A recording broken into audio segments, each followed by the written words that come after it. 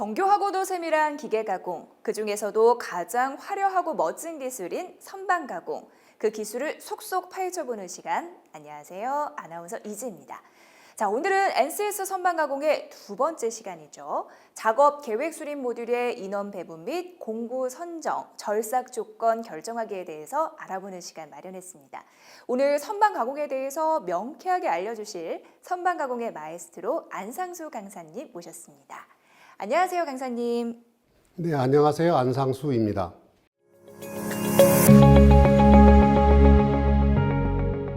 강사님, 인원 배분이 공정에 있어 왜 중요한 건가요?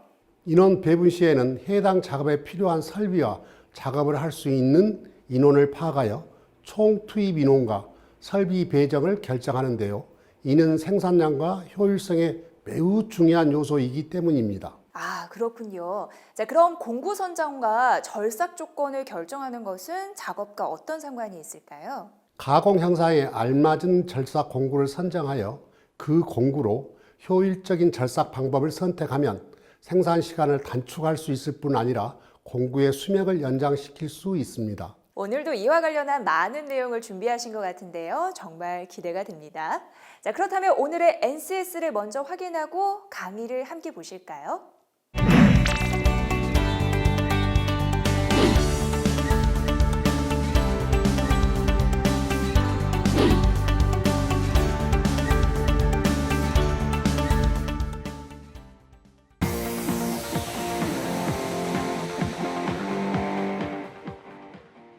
인원 배분하기에 대해 알아보도록 하겠습니다. 먼저 총 공정시간 계산 및 인원 배분에 대해 알아보겠습니다. 월별 예정 생산량이 확정되면 총 공정시간을 계산합니다. 먼저 공정별, 제품별 기준 생산 시간에 월별 생산량을 곱하여 공정시간을 산출한 다음 전 제품의 총 공정시간을 집계하여 산출합니다. 이 계산을 공정별, 기계별로 구분하여 다량 생산인 경우에는 불량률도 고려하여 생산량을 조정할 필요가 있으며 장기간에 걸쳐서 제조되는 대형 제품에 있어서는 일정을 고려하여 공정시간을 계산하여야 합니다. 총 공정시간의 계산 절차는 제일 먼저 제품별 공정시간을 계산하고 다음으로 기계별 공정시간을 계산하며 기계별 시간 계산을 한 다음 기계별 여력표를 작성합니다. 여기서 기계 여력 계산표를 좀 더 자세히 살펴보겠습니다. A 회사가 선반 25대, 밀링 18대, 드릴머신 8대, 연삭기 8대를 보유하고 있고 올 85개의 제품을 생산하고 있을 경우 이 회사에 대한 기계 여력표와 가부족 대수를 계산하면 다음과 같습니다.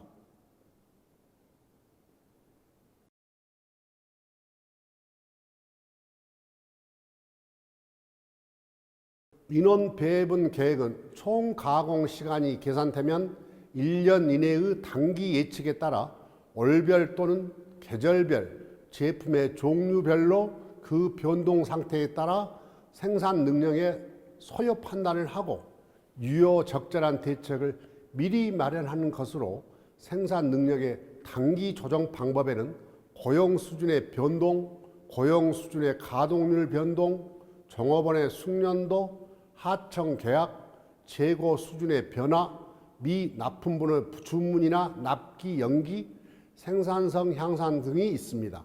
다음은 업무 배정입니다. 업무 배정이란 가급적 일정 계획과 절차 계획에 예정된 시간과 작업 순서에 따르되 현장의 실정을 감안해서 가장 유리한 작업 순서를 정하여 작업을 명령하거나 지시하는 것으로 계획과 실제의 생산 활동을 연결시키는 중요한 역할을 수행합니다.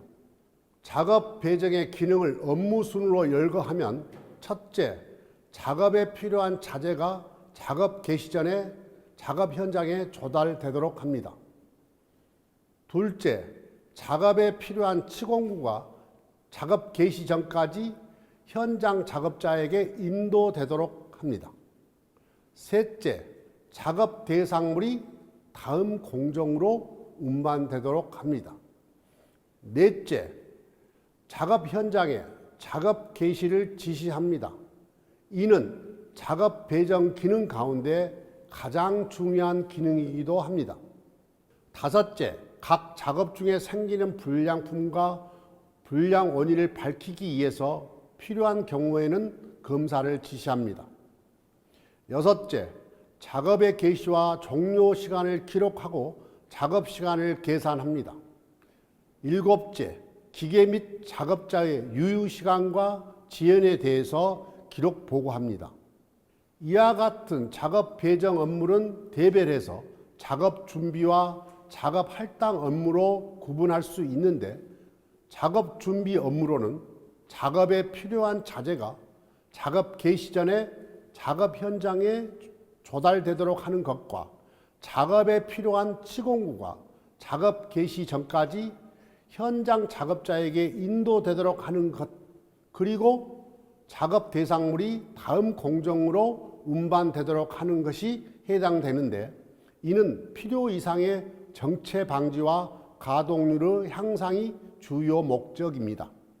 작업 할당 업무로는 작업 현장에 작업 개시를 지시하는 것을 대표적으로 들 수 있는데, 이는 작업의 우선순위나 배정 규칙에 따르되 진도 위주로 하여야 하며 작업자의 기능과 기계의 성능이 부합될 수 있도록 할당되어야 합니다. 다음으로 업무 배정 방법에 대해 살펴보겠습니다. 업무를 작업자나 기계별로 배정하는 경우 보통은 작업자별 작업 예정표나 작업 배정판이 이용됩니다.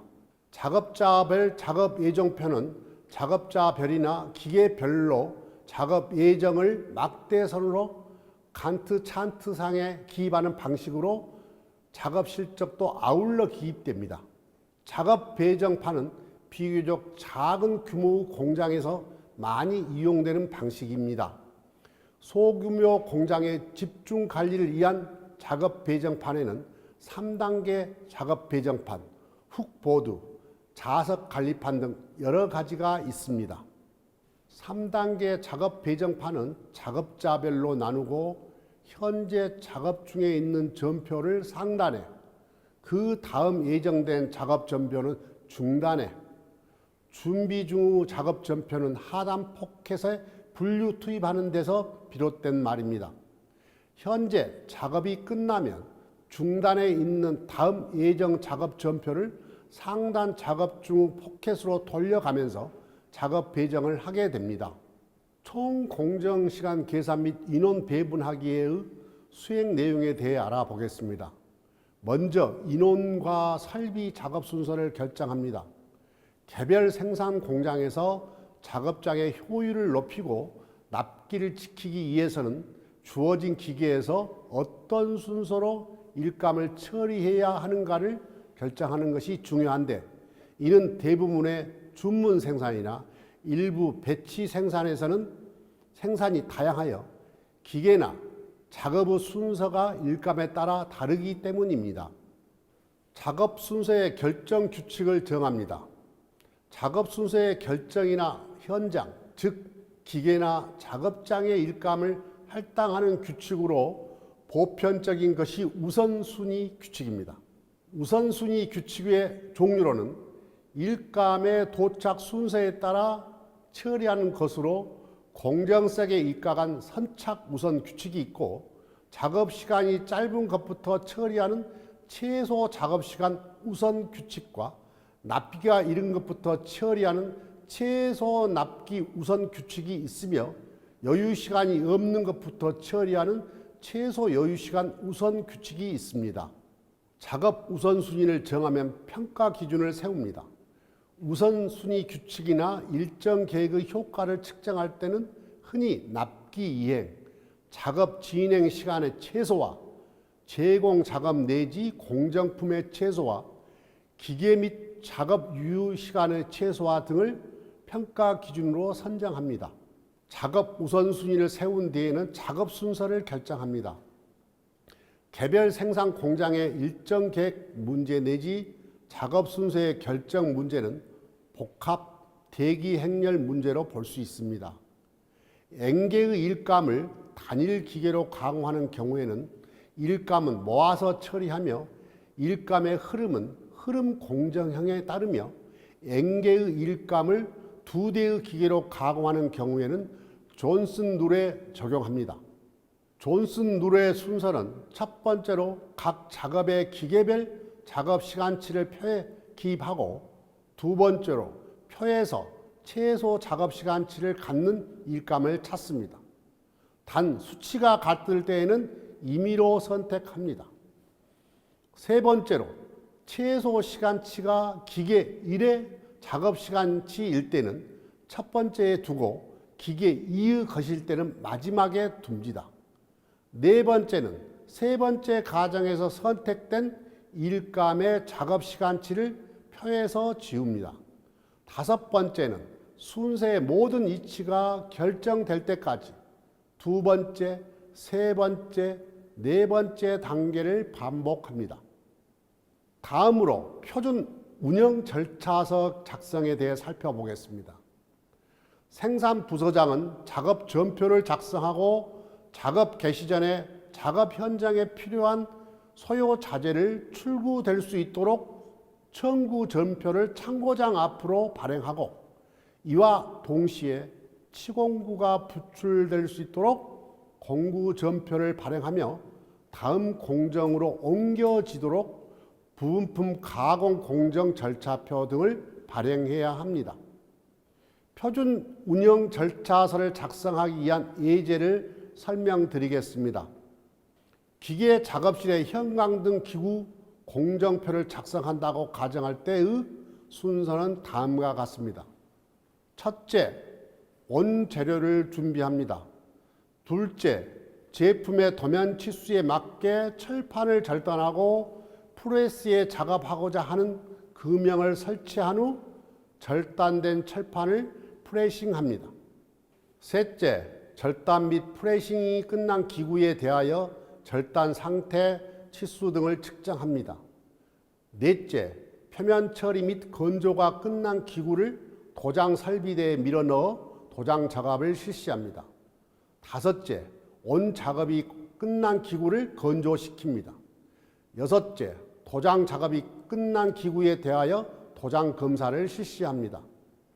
일곱째, 소켓을 등 기구의 온판 측면에 부착시키며 안정기를 기구 온판에 견고하게 고정시키고 안정기의 인출선을 소켓에 결선합니다.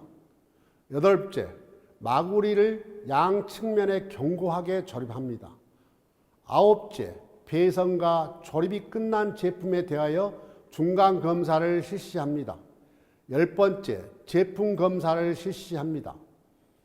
마지막으로 최종 제품 검사에 합격한 제품에 대하여 규정된 포장 방법으로 포장을 견고하게 실시합니다.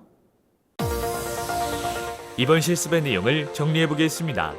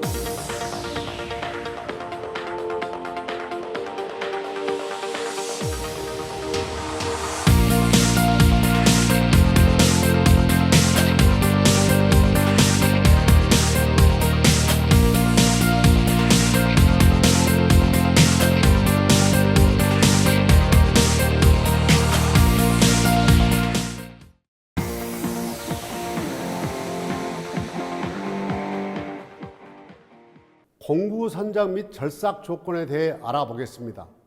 먼저 선반에서 주로 사용하는 절삭 공구인 바이트에 대해 알아보겠습니다.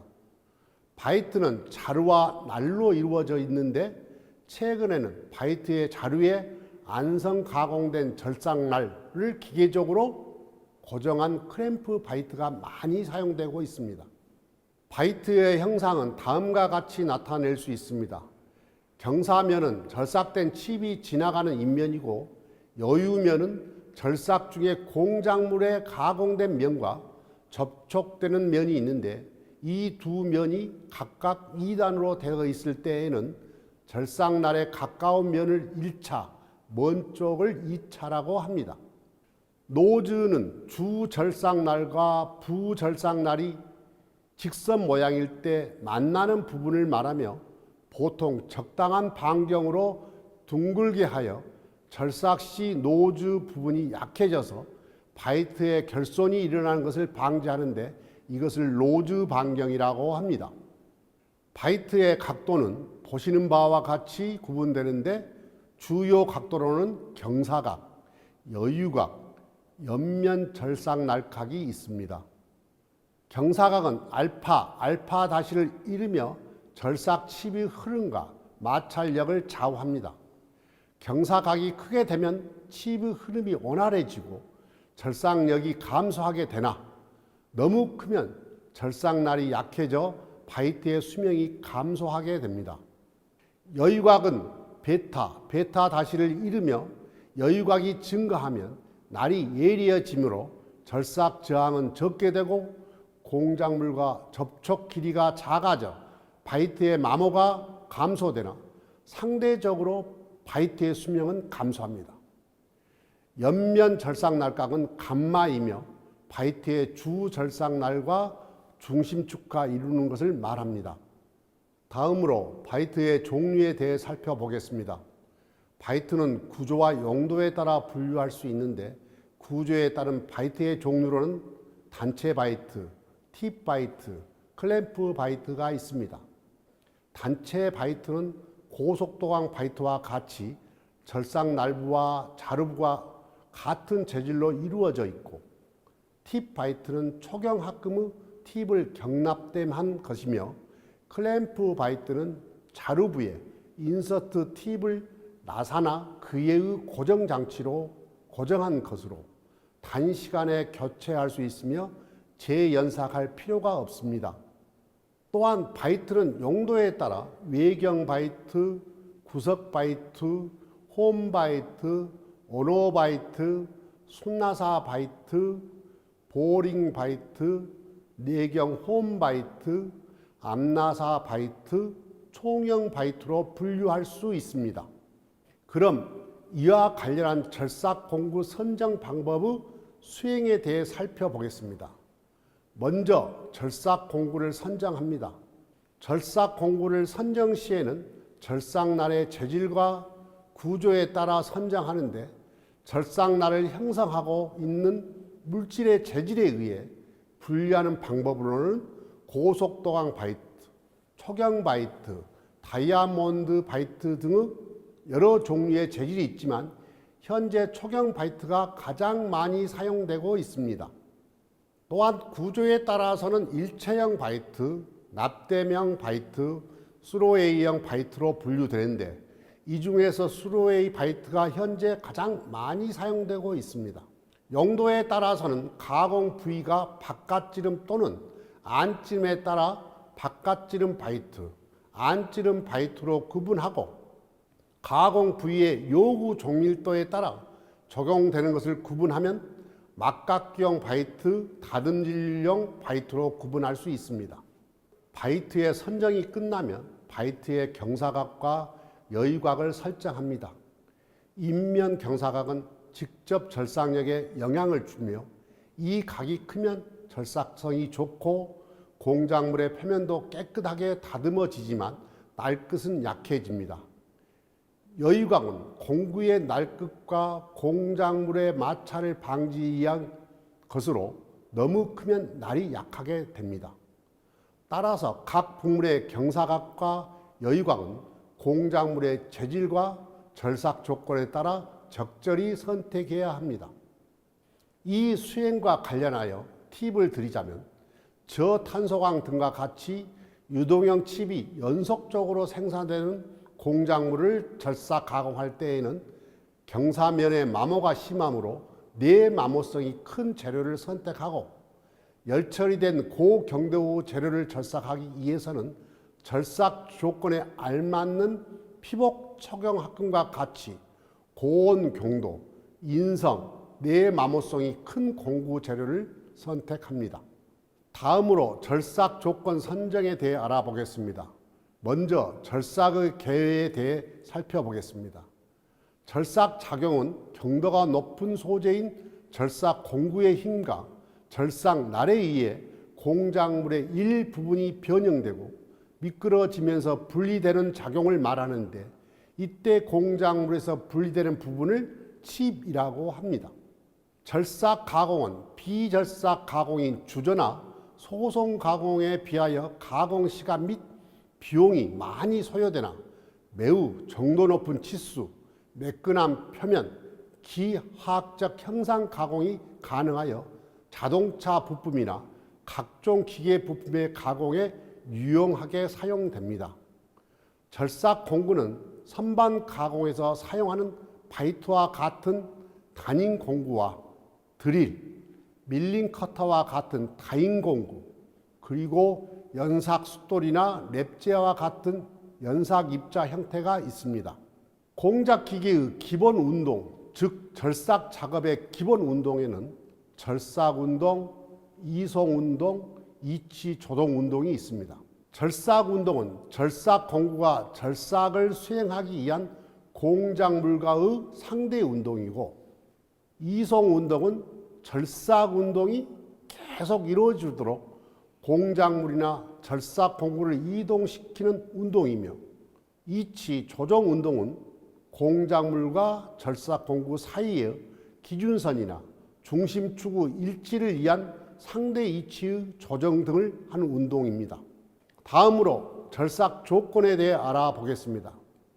절삭 조건이란 단위 시간당 절삭량에 영향을 끼치는 여러 변수들을 의미하는데, 여기에는 공구 재료와 공구 형상, 절삭 속도, 이송 속도, 절삭 깊이, 절삭 유제 등이 포함되는데, 이를 바탕으로 제품의 정확도, 다듬질 면의 거칠기, 생산 능률과 경제성 등을 고려한 가장 적절한 절삭 조건을 선정할 수 있습니다.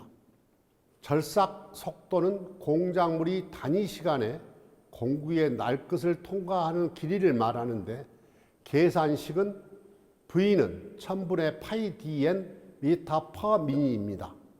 이송 속도는 1회전당 이송량을 말하는데, 이송 속도는 절삭률, 절삭 동력, 절삭 가공된 표면 거칠기에 큰 영향을 미칩니다.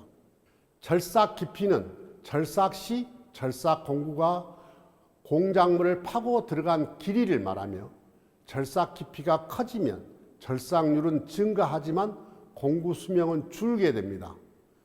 절삭 저항은 절삭 과정에서 절삭 공구가 받는 저항력을 말하며, 절삭 동력, 즉 공작 기계의 전소비 동력은 기계를 공전시키는데 소비되는 손실 동력, 실제 절삭에 소비되는 절삭 동력 및 이송에 소비되는 이송 동력 등으로 나눌 수 있습니다. 이번 실습의 내용을 정리해 보겠습니다.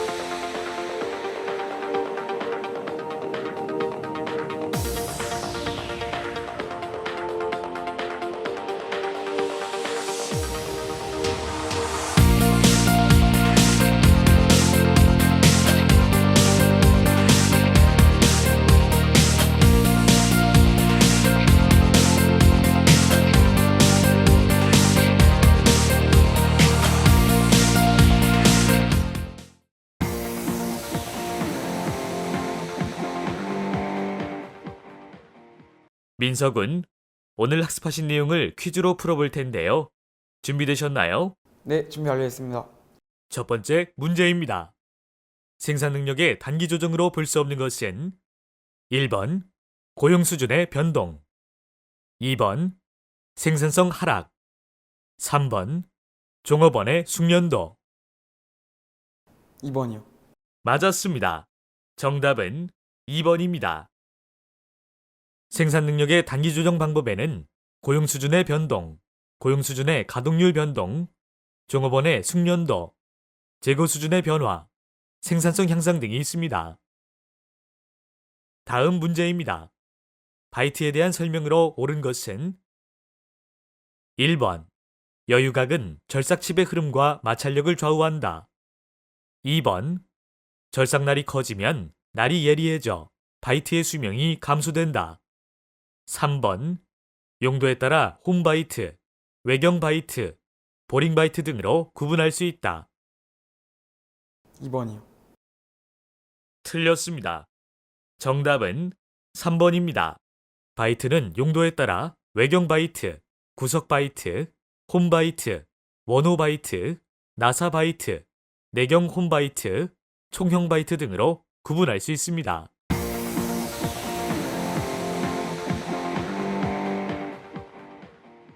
와, 강사님 강의 잘 들었습니다. 공정 시간을 계산해서 인원을 배분하고 또 공구를 선정하기에 이르는 단계가 머릿속에 쏙 들어오네요. 강의 내용이 이해되셨다니 저 또한 감사할 따름입니다. 강사님, 절삭 조건을 선정할 때 공구 재료와 공구 형상 등의 여러 변수가 있다고 하셨죠? 네, 그렇습니다. 절삭 조건에는 공구 재료와 공구 형상뿐 아니라 절삭 속도, 이송 속도, 절삭 깊이, 절삭 저항, 절삭 동력, 절삭 유제 등이 있는데 이와 같은 여러 가지 조건을 고려하여 작업해야만 최고의 제품을 생산할 수 있습니다. 네, 강사님이 말씀해 주신 사항 명심하겠습니다. 시청자 여러분, 강사님이 하신 말씀 꼭 기억하시길 바라면서 오늘 저희가 준비한 시간은 여기까지입니다. 시청자 여러분, 고맙습니다.